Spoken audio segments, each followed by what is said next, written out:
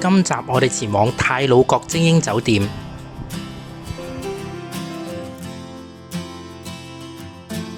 酒店今年1月重開以嚟呢，我係第一次踏足呢片壯麗嘅峽谷風景，心情既興奮期待，又怕面目全非有所失望啊！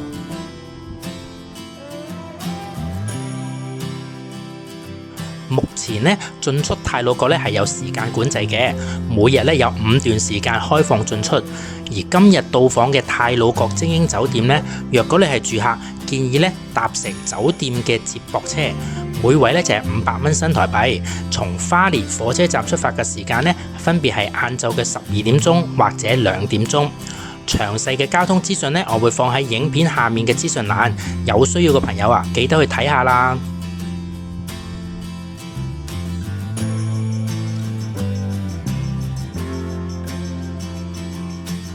行入太魯閣，迎接我哋嘅呢係熟悉嘅山谷同埋清新嘅空氣，沿途嘅景色依然壯麗，好似同我講緊 Welcome back。呢條路記錄咗大地嘅堅韌，承載住人們付出嘅努力同埋盼望道路呢依然暢通，風景依舊震撼帶領住我哋行去期待已久嘅目的地今次返到嚟太魯閣精英酒店，唔只係重溫昔日嘅美好而係發現到呢太魯閣更多嘅可能，更多嘅驚喜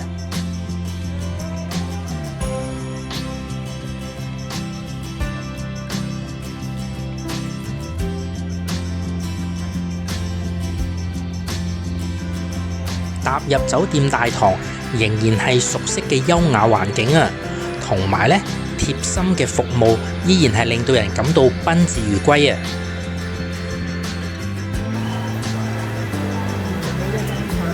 謝謝。這個是什麼茶？薑茶。薑茶。對，因為今天天氣比較冷，所以都可以準備一下溫暖春意嘅薑茶。好，謝謝。係一杯薑茶，因為呢飯店覺得今日天氣有啲凍呢，所以就為客人呢準備咗呢杯呢係薑茶嚟嘅。也有戶外的泳池，頂樓是一個常溫冷水池，旁邊還有3個熱水按摩池。那只是說室內戶外的開放時間不太一樣，你再以開放時間過去。然後有一些活動的資訊我先提，主要是在我們晚間在頂樓的戶外，8點半進場，8點40開始有電影的播放。那今天的電影是《幻幻之交》，比較偏童趣的喜劇電影有興趣的話就可以再過去。那另外我們也有一個晚間的月光瑜伽，那月光瑜伽的話會是9點到10點，如果有興趣的話可以跟我們做個登記去做個體驗這樣子。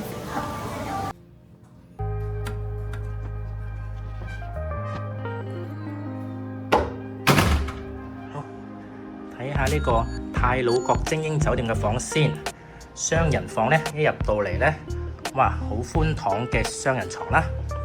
呢邊呢就係電視機嚟嘅，再行入嚟呢，啱啱呢個櫃係咁樣閂埋噶。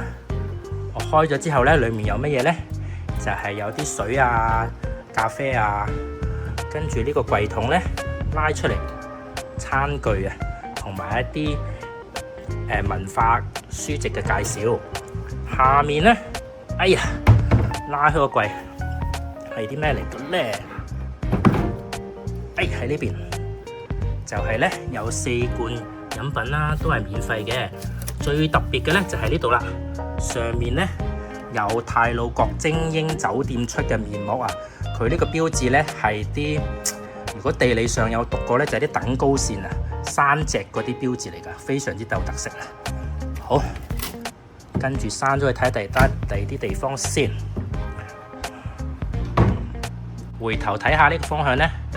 間房都好舒適好光猛，好充分嘅。跟住呢，我哋一路睇下呢，其實每一間房呢都有個露台嘅。我呢一個呢就係山景嘅，我哋可以開出去睇下先。好啦，開出嚟呢，呢度呢就可以睇到太魯閣嘅山巒景色。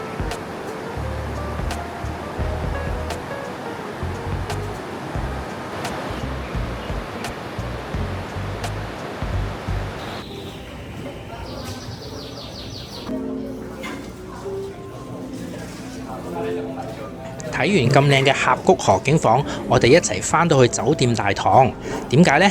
因為酒店呢每日都會安排一段時間呢，俾住客可以喺大堂度 social 交流一下嘅，仲有白酒、cocktail、popcorn、小食等等，俾住客check in 後都可以開始度假嘅氣氛啊！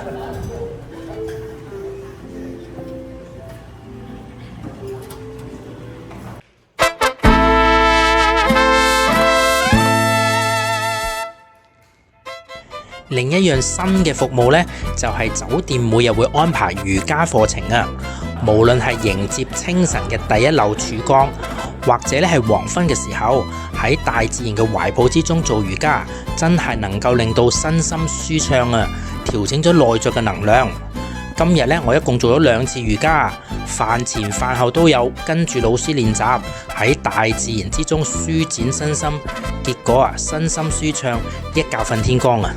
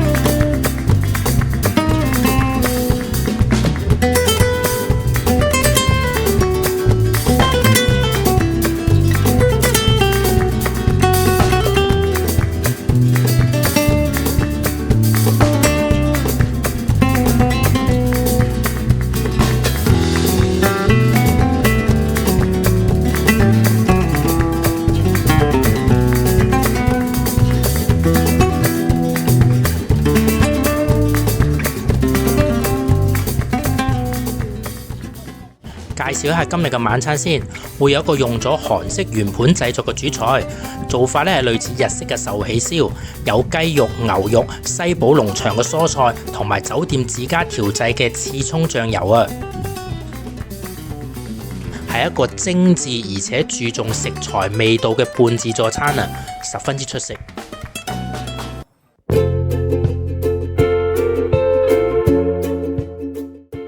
好啦，介紹一下酒店嘅各項設施先，包括有最靚嘅峽谷嘅室外泳池，夜晚旁邊咧仲會有火爐嘅，仲有咧峽谷嘅電影院播放電影。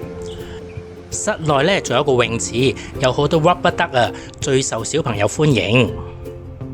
旁邊咧仲有一個超大嘅遊戲中心啊，小朋友可以喺度歡歡樂樂咁跑嚟跑去，大朋友咧亦都可以參加一啲 DIY 嘅活動喎。真係各自各精彩啊！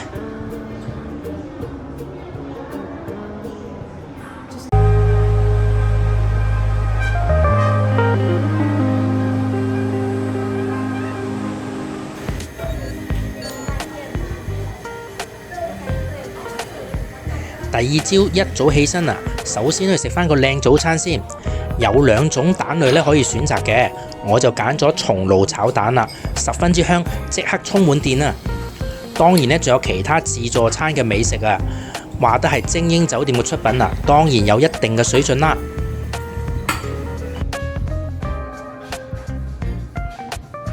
食飽飽咧，我就準備參與酒店嘅一個特備活動，叫做獨居風嘅蜂窩創作。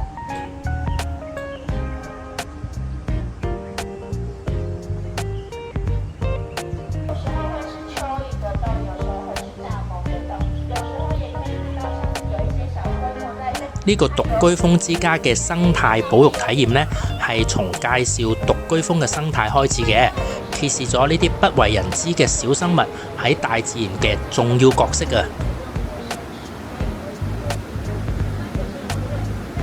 呢啲自然界嘅獨行俠呢，唔會有集體嘅蜂巢，冇階級制度，完全咧靠自己嘅力量去築巢、採集食物同埋養育後代嘅。佢哋嘅居所啊，可能係竹筒、樹窿或者天然嘅罅隙啊，僅僅咧就靠簡單嘅天然資源咧，完成生命嘅延續啊！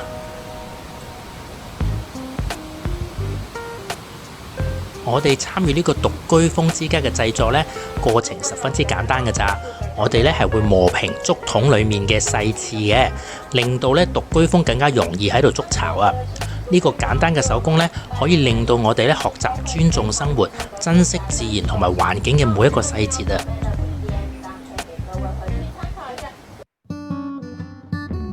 啱啱呢就喺呢個酒店做咗一個獨居風嘅蜂巢俾佢哋啊，跟住呢，我就會去行過去呢，經過呢個智輝橋呢，行過去隔離嘅長德寺睇下。其實喺地震之後呢，其實呢邊嘅復原程度呢係非常之快，其實對於佢哋嚟講呢係冇乜分別嘅。而所謂嘅寺廟呢，就係呢度影過去前面呢一度啦，去長德寺呢，就會經過呢一條橋啦。呢道橋呢，就係叫做普渡橋啊，佢係建於民國92年加11年，即係2003年嘅。咁呢，我哋睇翻另外一邊呢，嗰邊呢有個隧道口嘅呢個位啊，接俾大家睇呢個位呢，隧道口呢，就係天長隧道啦，就係我哋尋日喺花蓮市中心行過嚟，經過嘅最後一條隧道出嚟呢，就會見到呢一條橋，見到呢一條橋。咁另外嗰邊呢，就係太魯閣精英酒店啦。好，一路繼續行落去。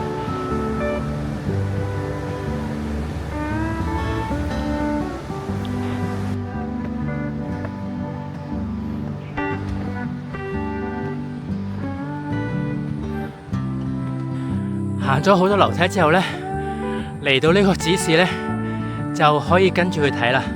我諗我應該會去睇天峰塔，有冇人知道點解呢？留言話俾我聽，真係要送翻份大禮俾大家。如果大家知道點解我一定要嚟睇呢個天峰塔嘅話呢，留言話俾我聽啊！上咗嚟個長德寺呢，擰翻轉面呢，就見到天峰塔啦，雖然上唔到去，但喺度睇呢都非常之靚噶。行過近少少俾大家睇下，真係呢好似連接咗天空同埋地下嘅中介點啊！由呢邊呢，就係今日應該係仲有一個景點，就係叫長德寺啦。咁如果我冇記錯嘅話呢，喺地震之後呢，太魯閣精英酒店呢一區呢，相對嚟講嘅破壞係少啲嘅，所以我哋而家睇到嘅長德寺啊，同埋太魯閣精英酒店呢，其實已經恢復得8899。哇，仲見到有百合花啊！上一次呢，就喺太魯閣嘅山月村見到噶，估唔到喺呢個長德寺都見到佢一面喎，非常之靚噶。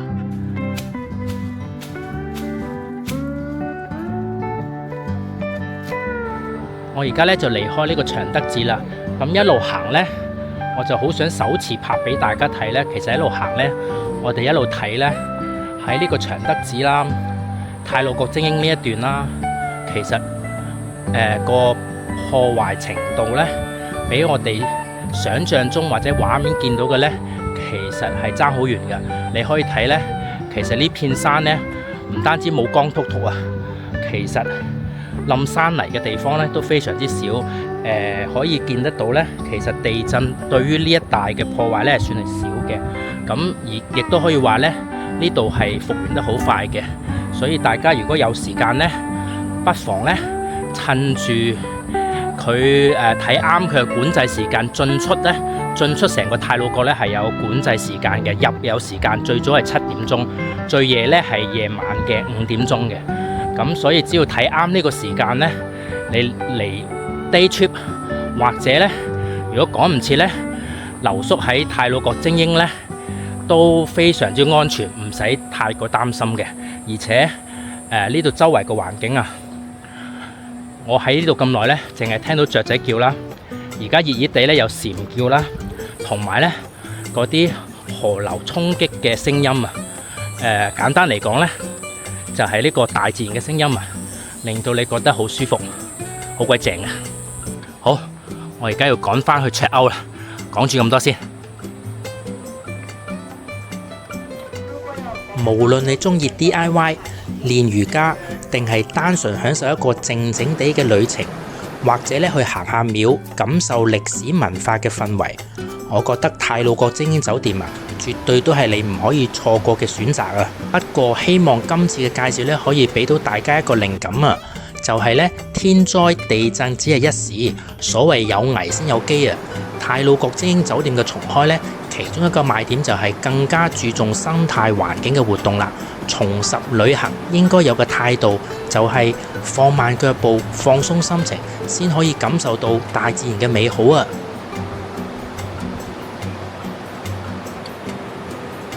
大家如果要有機會嘅話，記得要親身去感受下呢度同埋大自然在地文化之間嘅獨特聯繫啦！